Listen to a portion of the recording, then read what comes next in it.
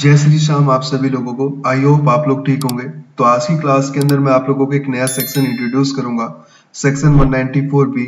और आपको पता है कि मेरी टीडीएस ओल सेक्शन के नाम से एक सीरीज चल रही है, जिसके अंदर मैं जितने भी टीडीएस के अंदर सेक्शन है, मैं सारे सेक्शन क्या कर रहा हूँ इस सीरीज के अंदर मैं कवर कर रहा हूँ। तो सबसे पहले आपको क्या करना है, गवर्नमेंट की ऑफिशियल वेबसाइट पे जाना है और यहाँ पर आपको टाइप करना है टीडीएस ट्रेसिस। आप जैसे यहाँ पे सर्च करोगे तो ऑटोमेटिक यहाँ पे जो पहला लिंक आएगा उसी लिंक पर आपको क्या करना है, यहाँ पे क्लिक करना है। और जैसे आप क्लिक करोगे तो यहाँ पर आपको क्या करना है, कंटिन्यू पे क्लिक करना है। और राइट हैंड साइड के अंदर आपको किस में जाना है, आपको रेट एंड टेबल पे जाना है। आप जैसे ही रेट एंड टेबल पे क्लिक करोगे तो यहाँ पर आपको क्या करना है, टीडीएस रेट पे क्लिक करना जो फाइनेंशियल ईयर 24-25 का है। और जैसे ही टीडीएस रेट पे क्लिक करोगे तो आपके पास यहाँ पे टीडीएस का एक चार्ट ओपन हो जाएगा, जिसके अंदर मैं ऑलरेडी यहाँ पे आप लोगों को यहाँ पे सेक्शन 192A, सेक्शन 193, सेक्शन 194 और सेक्शन 194A के बारे में बता चुका हूँ। तो आज की क्लास के अंदर हमारा जो सेक्शन रहेगा सेक्शन 194B है, विनिंग फ्रॉम लॉटरी और क्रॉसवर्ड पजल एक्सेट्रा। तो इसमें क्या चीजें होती है, इसमें कितनी लिमिट होती है, कंपनी, फर्म, कोऑपरेटिव सोसाइटी और लोकल अथॉरिटी की किसमें कितना परसेंट टीडीएस डिडक्ट होगा, और अगर इंडिविजुअल या फिर एचयूएफ होगा तो उस वाले केस में कितना होगा, और अगर उसके पास पैन कार्ड इनवैलिड होता है या फिर पैन कार्ड नहीं होता है तो उस वाले केस में कितना परसेंट आपका टीडीएस डिडक्ट होता है। तो स्टार्ट करते हैं आज की क्लास। तो फर्स्ट ऑफ ऑल सबसे पहले तो आपको ये पता होना चाहिए कि सेक्शन 194B होता क्या है और ये किस पर एप्लीकेबल होता है। अगर मैं बात करूं यहाँ पे सेक्शन 194B की, तो section 194B is a rule that apply TDS on winning from games like lottery or crossword puzzle. TDS means that if you win a game, lottery or puzzle, then whatever prize you won't get, tax will be deducted from it in advance. तो मतलब कि जो section 194B है वो एक प्रकार से आपका विनिंग फ्रॉम गेम्स पर आपका क्या होता है, अप्लाई होता है। जैसे आपका लॉटरी होगा या फिर क्रॉसवर्ड पजल हो गया। और इस वाले केस में क्या होता है कि अगर कोई भी पर्सन क्या करता है, यहाँ पे कोई भी गेम को जीतता है या फिर लॉटरी हो गया फिर पजल हो गया, तो उसका जो भी आपका अमाउंट होता है उस अमाउंट पर आपका क्या होता है, आपका टीडीएस आपका डिडक्ट होता है यहाँ पे। ठीक है, does winning come under this section. तो इसमें कौन कौन सी विनिंग आती है इस सेक्शन के अंदर, तो section 194B apply to winning you win through game of chance, example games where a luck play a part, some example are. तो मतलब कि जैसे आपको पता है कि जैसे आपका ये क्या होता है, गेम्स पर आपका एप्लीकेबल होता है। और गेम्स आपको पता है कि उसमें थोड़ा सा जो पार्ट होता है हमारा लक के ऊपर भी डिपेंड करता है। जैसे कुछ एग्जाम्पल है, जैसे लॉटरी हो गया। अगर भाई आपने कोई लॉटरी खरीदी है और उस लॉटरी का टिकट जो है वो आप जीत गए यहाँ पे, तो उस वाले केस में आपका टीडीएस क्या होता है, एप्लीकेबल होता है। क्रॉसवर्ड पजल होता है यहाँ पे, जैसे क्रॉसवर्ड पजल है, कंपटीशन था, उसमें अगर आप जीत गए यहाँ पे तो वो भी आपका सेक्शन 194B के अंदर एप्लीकेबल होता है। रेफल्स हो गया आपके यहाँ पे, अगर आपने कोई टिकट जीती है यहाँ पे, उसमें रेंडमली आपने कोई चीज सिलेक्ट करी, उसमें आप जीत गए यहाँ पे। हॉर्स रेसिंग होती है यहाँ पे, अगर आपने हॉर्स रेस का प्राइस जीता है यहाँ पे, तो उस वाले केस में आपका ये चीज क्या होती है, सेक्शन 194B एप्लीकेबल होता है। अगर जो आपके बिंगो गेम्स होते हैं अगर आप वो भी जीत चुके होते हैं तो उस वाले केस में भी आपका सेक्शन 194B एप्लीकेबल होता है। On what amount is TDS is applicable, तो कौन से अमाउंट पर आपका, कितने अमाउंट पर आपका ये टीडीएस एप्लीकेबल होता है, तो TDS is applicable only when your winning are 10,000 or more. If you win a less than 10,000 TDS is not deducted. तो सिंपल सा मतलब है कि अगर आपने यहाँ पे जो विनिंग करी यहाँ पे, अगर वो मोर देन 10,000 होती है तो उस वाले केस में आपका टीडीएस क्या होता है, एप्लीकेबल होता है। अगर आपकी जो विनिंग है यहाँ पे वो लेस देन 10,000 है तो उस वाले केस में आपका कोई भी टीडीएस का अमाउंट डिडक्ट नहीं किया जाएगा। तो if you win more than 10,000 TDS is deducted, if you win less than 10,000 TDS is not applicable. ठीक है, what is the rate of TDS, तो इस पे कितना परसेंट आपका टीडीएस एप्लीकेबल होता है। The rate of TDS is 30%. This rate is in addition to surcharge and cess, meaning 30% tax will be deducted on the amount you win.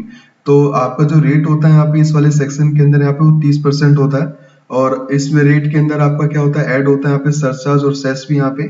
और जो 30% होता है यहाँ पे, जो भी आपने अमाउंट जीता होता है उस टोटल अमाउंट पर आपका क्या लगता है, 30% आपका टैक्स क्या होता है, आपका एप्लीकेबल होता है। जैसे एग्जाम्पल है, you won a lottery of 15,000, TDS rate 30%, तो TDS will be deducted 15,000 multiply 30%, तो 4,500 amount you will be receive 15,000 minus में 4,500 10,500। तो अगर आपने कोई लॉटरी जीती है 15,000 रुपए की और उस TDS रेट जो था हमारा वो 30% है, तो TDS जो आपका डिडक्ट किया जाएगा यहाँ पे 15,000 का 30% निकालेंगे तो 4,500 होगा। और उस 15,000 में से 4,500 को लेस कर देंगे तो जो बचा हुआ अमाउंट है 10,500 वो आपको क्या हो जाएगा, रिसीव हो जाएगा यहाँ पे, ठीक है। तो 30% क्या होता है आपका रेट, क्या होता है आपका एप्लीकेबल होता है यहाँ पे इस वाले सेक्शन के अंदर। हाउ इज टीडीएस डिडक्टेड, तो कैसे टीडीएस डिडक्ट होता है। Responsibilities of organizers, the responsibility of deducting TDS lie with the lottery organizer or puzzle providers. If you win the lottery, then the company or a person who runs the lottery has to deduct TDS. TDS deduction example: suppose you won a lottery 20,000, then organizers will deduct 30% TDS from 20,000. तो TDS deducted 20,000 multiply 30% 6,000, तो you will get 14,000. तो you will see the process every time at the time of winnings.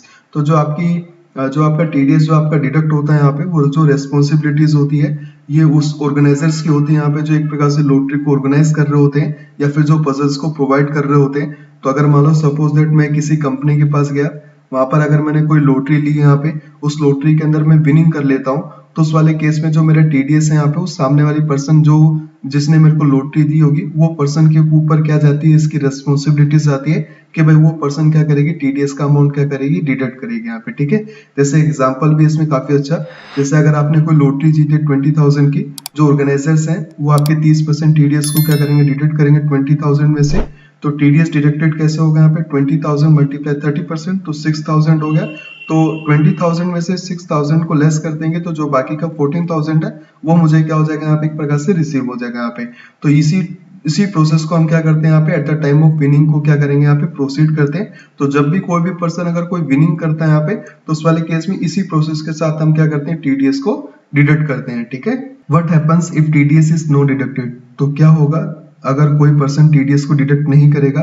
If the organizer does not deduct TDS, then the tax authorities do not get that money and you have to show it in your income tax return. You may also be at a risk of penalty of interest if TDS is not deducted correctly.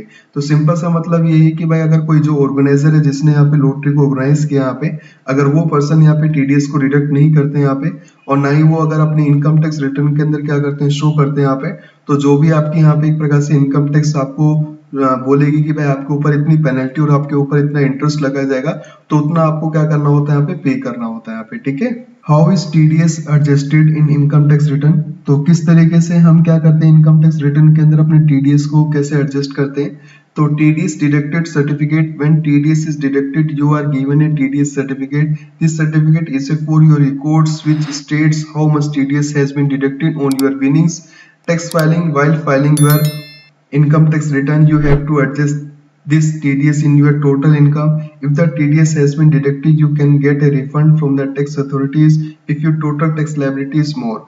If you have paid less tax, you will have to pay additional tax.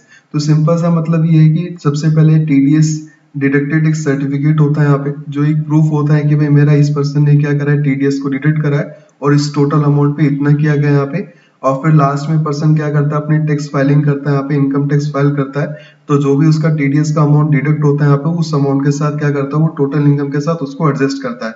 जैसे इसमें लिखा हुआ भी यहाँ पे कि अगर मान लो भाई आपकी जो टैक्स लायबिलिटी बन रही है यहाँ पे, मान लेते हैं यहाँ पे 10,000 बन रही है, और जो आपका टीडीएस पूरे साल के अंदर जो डिडक्ट हो चुका है वो आपका हो चुका है यहाँ पे 6,000। तो 6,000 आपका टीडीएस डिडक्ट हो चुका है, और पूरे साल के अंदर जो आपकी टोटल इनकम की जो इनकम टैक्स लायबिलिटी बन रही है वो 10,000 बन रही है। तो 10,000 में से 6,000 वो एडजस्ट हो जाएंगे, बाकी के जो 4,000 है वो 4,000 आपको पे करने होते हैं। अगर मान लो ऐसा कभी हो सकता है कि भाई आपकी जो टैक्स की लायबिलिटी यहाँ पे वो बन रही है यहाँ पे 5,000, बट मेरे पूरे साल के अंदर जो मेरा टैक्स डिडक्ट हो चुका है यहाँ पे वो 10,000 हो चुका है, तो उस वाले केस में आपका 5,000 का क्या हो जाता है, आपको रिफंड मिल जाता है यहाँ पे, ठीक है। जैसे एग्जांपल भी जो मैंने अभी बताया आप लोगों को यहाँ पे, example of filing the return. तो suppose you win 20,000 and 6,000 TDS was deducted. So when you file your income tax, you will show 6,000 TDS as a tax payment. If your total tax liability is 5,000, you can get 1,000 refund because you have already paid 6,000 as a tax. If your liability 7,000, you will have to pay 1,000 additional tax. तो जैसे मैंने अभी अपना example दिया था, same इसके अंदर भी एक एग्जांपल है कि अगर मान लो यहाँ पे 20,000 अगर आप जीते हो और 20,000 में से 6,000 आपका टीडीएस क्या कर लिया, डिडक्ट कर लिया, तो जब आप इनकम टैक्स की फाइल करते हो यहाँ पे, तो 6,000 आपको यहाँ पे टीडीएस के अंदर टैक्स पेमेंट आपको दिखाएगा, वो शो करेगा आपको कि भाई मेरा इतना अमाउंट क्या हो चुका है, यहाँ पे टीडीएस यहाँ पे डिडक्ट हो चुका है।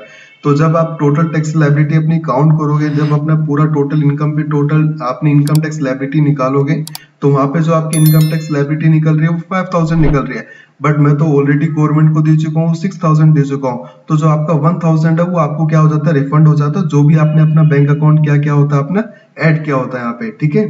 बट अगर मान लो तुम्हारी अगर लायबिलिटी अगर 7000 बन रही है और मैं जो पे कर चुका हूँ यहाँ पे टीडीएस के रूप में वो 6000 दे चुका हूँ, तो उस वाले केस में फिर आपको जो 1000 है वो आपको अपना एडिशनल टैक्स क्या करना होता है, पे करना होता है यहाँ पे इसके अंदर, ठीक है। What happens if winning are less than 10,000, तो अगर क्या होगा, अगर जो आपकी विनिंग है वो 10,000 से लेस देन होगी, तो if you win less than 10,000, for example 8,000 or 9,000, then TDS does not apply.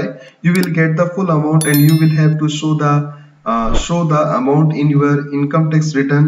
Example, you won a lottery 9,500, no TDS, you will get the full amount of 9,500. तो अगर मान लो अगर आपने कोई विनिंग करी यहाँ पे वो लेस देन 10,000 है, तो उस पर कोई भी टीडीएस का अमाउंट आपका एप्लीकेबल नहीं होगा, ना तो कोई टीडीएस लगेगा आपका, और साथ ही साथ जो भी आपने अमाउंट अपना पे किया होगा यहाँ पे वो आपको अपने इनकम टैक्स रिटर्न के अंदर आपको शो करना होता है यहाँ पे, ठीक है। जैसे एग्जांपल, अगर आपने कोई लॉटरी जीती 9,500 की, तो उस पर कोई टीडीएस एप्लीकेबल नहीं होगा, पूरा का पूरा अमाउंट आपको यहाँ पे रिसीव हो जाएगा आपका, ठीक है। आई होप आप लोगों ने वीडियो को देखा होगा, और अगर आपको लगता है कि वीडियो मेरे लिए हेल्पफुल है तो प्लीज चैनल को लाइक करना है, सब्सक्राइब करना है और शेयर करना नहीं भूलना है। Thank you.